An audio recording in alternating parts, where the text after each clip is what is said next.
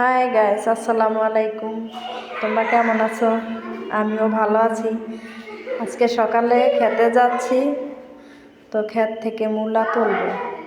মূলাগুলো অনেক দিন হয়ে গেছে, তো মূলার পরে ধনিয়াপাতা বুনবো।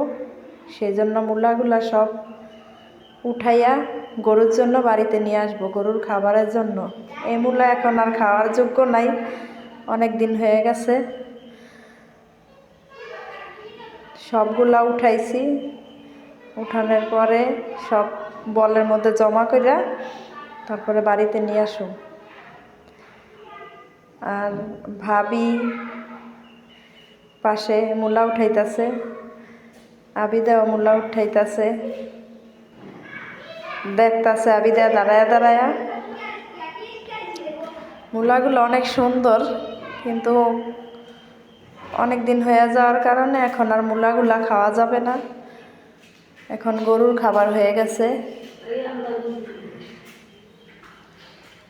আবিদা তো যে জায়গায় যায় ফুল তোলারই ব্যস্ত, তো আখটি একটু দেখাইলাম, এই আখ বড় হইলে আবার দেখাই মনে।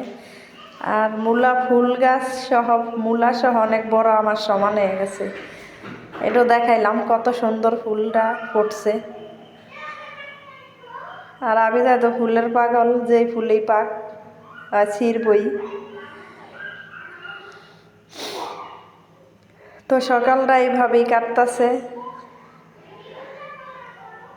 আবিদা মূলা বুড়াইতেছে, সব এক জায়গায় জড়ো করতেছে।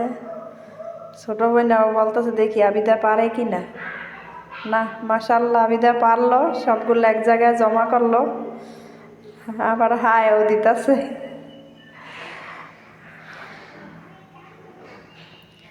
আর এই হলো আমার ভাই, ডাটা বুনছে, তো ডাটাগুলা নিড়ি দিয়ে দিতেছে আর হাসতেছে আমাদের ভিডিও করা দেখা।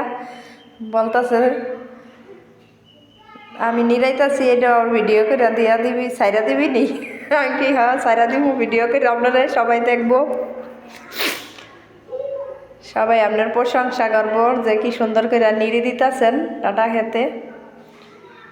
আর মূলাগুলা সব জমা করা শেষ হলো, এবার বাড়ি চলে যাচ্ছি। তো ভালো থাকেন, টাটা।